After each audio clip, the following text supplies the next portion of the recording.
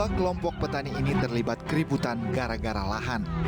Diduga pangkal kericuhan adalah masalah sewa lahan yang telah habis. Para petani yang masa sewa lahannya telah usai tak terima dan menyerang kelompok petani yang tengah menggarap lahan. Adu mulut ini nyaris berbuntut baku hantam. Apa kau? Hah? Kok aku gula?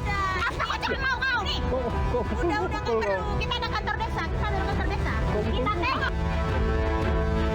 Kami Pak sebagai pekerja tukang tanam ini kami sering dimaki-maki orang.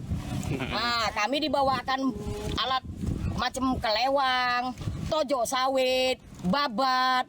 Nah, jadi kami ini Pak, kami sebatas cuman pekerja, tapi kami penuh dengan caci makian orang. Ini yang maki ini siapa, Bu? Nah, kami nggak tahu lah Pak, orang-orang yang memaki itu yang menyewa ladang. Sementara kepala desa setempat menegaskan kericuhan dipicu sekelompok orang yang mengaku-ngaku warga setempat dan memiliki hak tanah.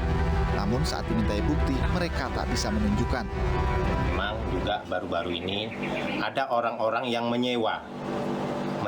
Dia mengakui ingin memiliki ya. Kalau nggak salah dia ingin memiliki, ingin menguasai, sehingga ada permasalahan-permasalahan yang timbul. Akibat kericuhan ini aktivitas tanam padi terganggu, terlebih saat bibit padi yang sudah ditanam dirusak dan diracuni agar mati. Dari Deli Serdang, Sumatera Utara, Yuda Bahar, iNews melaporkan.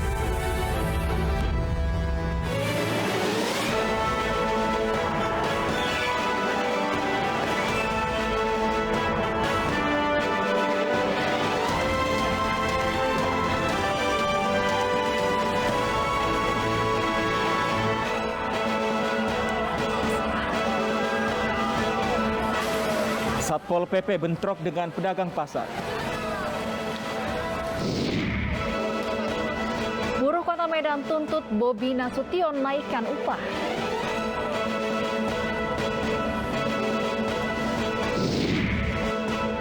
DPR sahkan Jenderal Andika Perkasa jadi Panglima TNI.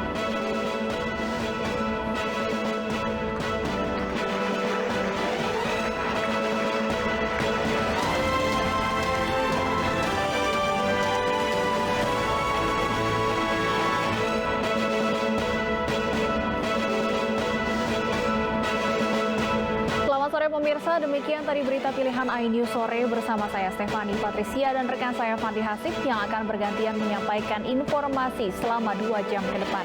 Selamat sore Fandi, ada informasi apa saja di segmen awal iNews sore hari ini? Selamat sore Stefani dan pemirsa, kita akan awali iNews sore dengan informasi pedagang pasar Lelo Serdang Bedagai Sumatera Utara kembali terlibat ricuh dengan petugas Satpol PP. Sebelumnya bentrok antara pedagang dan petugas sudah beberapa kali terjadi lantaran para pedagang menolak direlokasi.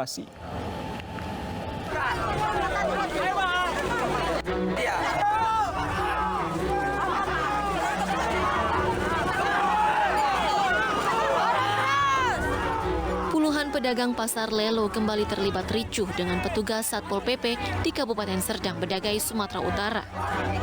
Para pedagang memaksa kendaraan pengangkut barang dagangan mereka masuk ke area pasar yang ditutup oleh petugas.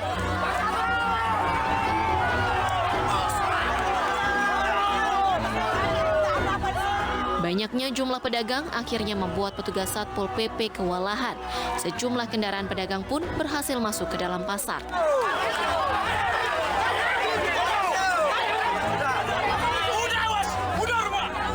Kericuhan antara pedagang dan petugas Satpol PP terus berlanjut hingga kedua pihak terlibat saling dorong. Beruntung petugas kepolisian yang berjaga di sekitar lokasi mampu melerai dan mengamankan sejumlah orang dari amuk massa kedua belah pihak. Anakku ini ya. Anakku yang masuk dan halang-halangi. Di mana hakku atas tanahku sendiri? Anak saya yang masuk ke tempat saya sendiri aja dihalang-halangi. Anak saya, jadi di mana hak saya atas tanah saya sendiri? Selaku saya warga negara Indonesia yang taat akan hukum. Sementara itu DPRD Serdang Bedagai yang meninjau lokasi pasar berjanji akan mengajak pemerintah dan pedagang duduk bersama untuk menemukan solusi terbaik bagi semua pihak. Apa wacana pemerintah untuk hal-hal yang baik untuk kemajuan Serdang Bedagai pasti kita terdukung. Tapi kita melihat dari satu sisi. Satu lagi kita melihat dari keinginan masyarakat kita. Kalau ada wacana relokasi paling tidak kita duduk bersama seperti apa solusi baik dan bijaknya. Upaya relokasi ratusan pedagang pasar Lelo berulang kali gagal dilakukan karena pedagang menolak dipindahkan ke pasar rakyat Seirampah yang sudah disiapkan pemerintah. Dari Serdang Bedagai, Sumatera Utara, Wahyu Rustandi, iNews melaporkan. Pemirsa, massa yang tergabung dari berbagai elemen buruh di Kota Medan dan Deli Serdang berunjuk rasa di depan kantor Wali Kota Medan, Sumatera Utara. Massa menuntut Bobi Nasution menaikkan upah Kota Medan sebesar 10%. Dengan membawa spanduk berisi sejumlah tuntutan, massa yang tergabung dari berbagai elemen buruh berunjuk rasa di depan kantor Wali Kota Medan, Sumatera Utara. Mereka menuntut Wali Kota Medan Bobi Nasution untuk menaikkan upah sebesar 10% dan merevisi SK Wali Kota tentang Dewan Pengupahan. Aksi para buruh ini diterima langsung oleh Asisten Pemerintah Daerah Kota Medan, M. Sofyan, dan Kadis Ketenagakerjaan Kota Medan, Hannelore Simanjuntak.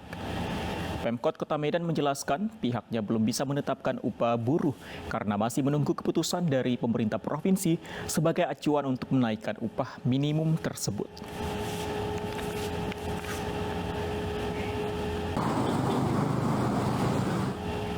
Informasi lain, pemirsa, hari ini polisi akan menggelar perkara kecelakaan artis Vanessa Angel dan suaminya Bibi Ardiansyah di Polres Jombang.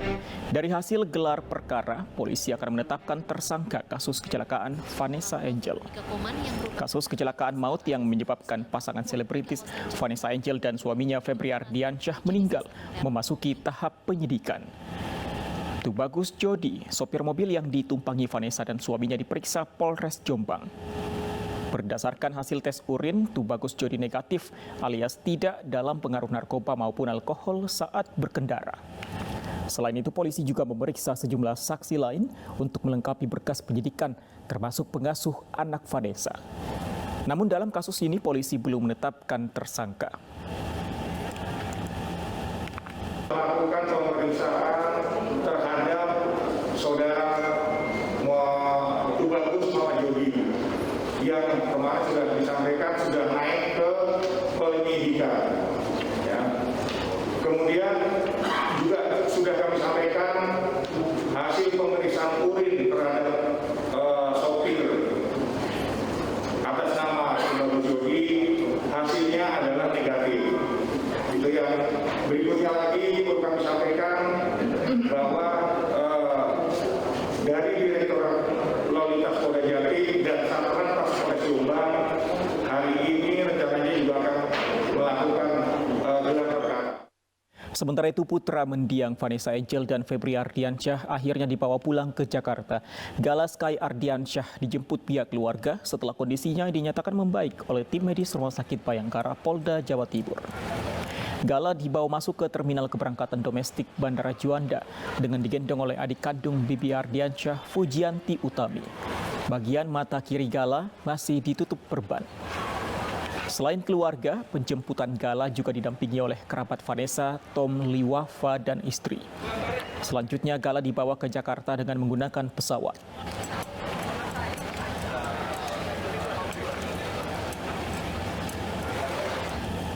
Pemirsa, selebgram Rachel Fenya hari ini menjalani pemeriksaan perdana sebagai tersangka dalam kasus pelanggaran karantina kesehatan.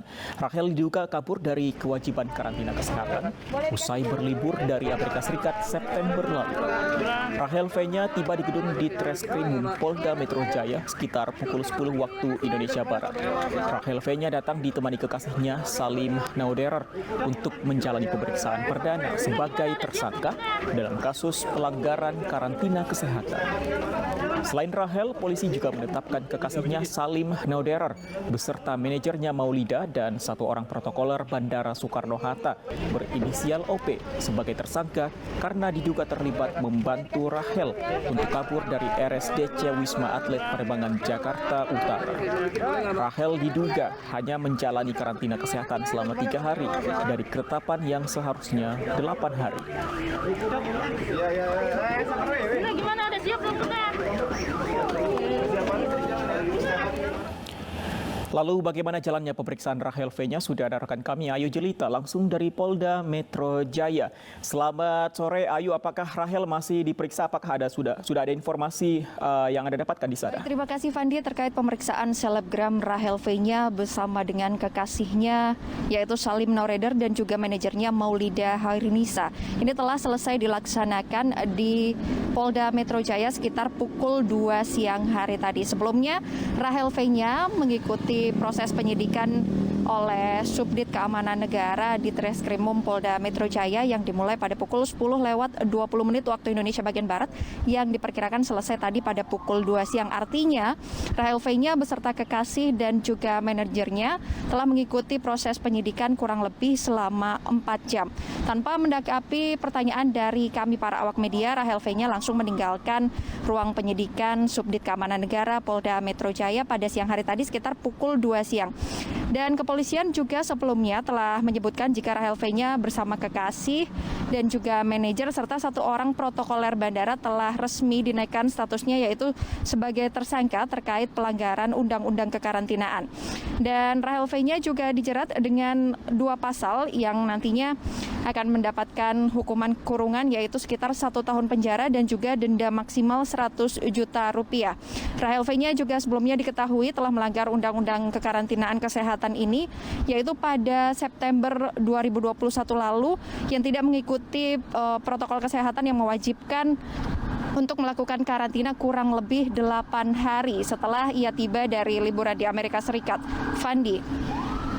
Terima kasih Ayu Jelita untuk laporan Anda. Selamat bertugas kembali.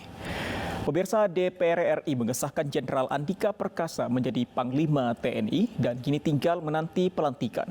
Pengesahan diwarnai interupsi anggota fraksi PKS yang tidak direspon Ketua DPR Puan Maharani.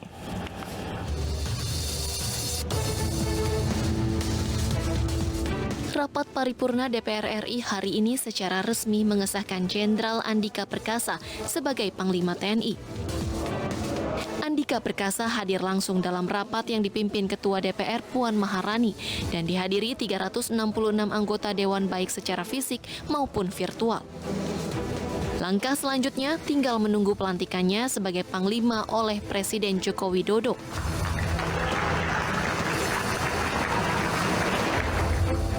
Andika berterima kasih kepada DPR yang menyetujui surat Presiden pengangkatannya menjadi Panglima TNI. Saya hanya ingin mengucapkan terima kasih banyak kepada pimpinan DPR dan seluruh anggota DPR RI yang telah menyetujui surat Presiden tentang pengangkatan saya. Dan juga yang terpenting juga adalah terima kasih saya kepada seluruh rekan-rekan media yang telah mengikuti sejak awal proses. Itu aja. Berikutnya saya masih menunggu untuk resminya dari Presiden. Rapat paripurna pengesahan Jenderal Andika sebagai Panglima TNI diwarnai kejadian menarik saat momen penutupan. Interupsi anggota DPR fraksi PKS Fahmi Alaidrus tidak mendapatkan respon dari Puan Maharani yang tetap mengetok palu menutup rapat. Fahmi pun melempar sindiran terhadap Puan soal pencapresan.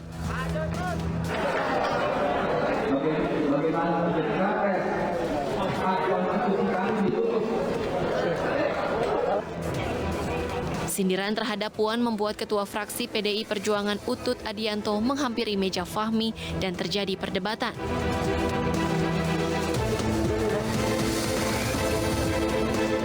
Tim Liputan iNews melaporkan.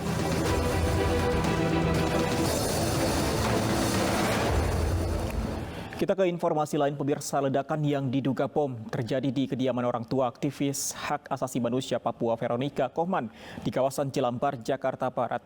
Polisi menyita sisa-sisa benda yang diduga bom rakitan serta rekaman CCTV milik warga.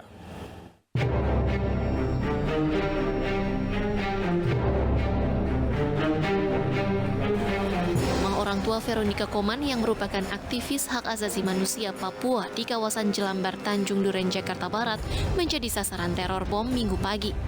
Benda yang diduga bom rakitan meledak tepat di depan rumah Edi Ko Chin Hu, ayah dari Veronica Kohman. Polisi yang tiba di lokasi langsung menggelar olah tempat kejadian perkara dan menyita sejumlah alat bukti berupa sisa benda yang diduga bom rakitan serta rekaman CCTV milik warga. Dari rekaman CCTV, ada 2 orang yang sempat melemparkan cairan mirip cat dan mengenai pagar rumah orang tua Veronica. Benar ada kejadian ledakan atau letusan tersebut. Untuk letusan itu apa? Saat ini kami sedang berkoordinasi dengan Puslapor untuk memastikan letusan tersebut asalnya dari apa. Bang, ada saksi-saksi yang sudah diperiksa, Bang? Sampai dengan saat ini yang bersangkutan selaku pemilik rumah dan 1 orang tetangganya sedang perjalanan karena yang bersangkutan meminta waktu untuk datang ke Mako Polres. Aksi teror atau ancaman ini sudah terjadi kedua kalinya. Hingga kini pihak kepolisian masih melakukan penyelidikan terkait sumber ledakan. Dari Jakarta, Miftahul Gani, iNews melaporkan. Akibat sopir tidak mahir dan tidak konsentrasi, sebuah mobil box menabrak sejumlah lapak pasar di Banyumas, Jawa Tengah. Informasinya usai jeda.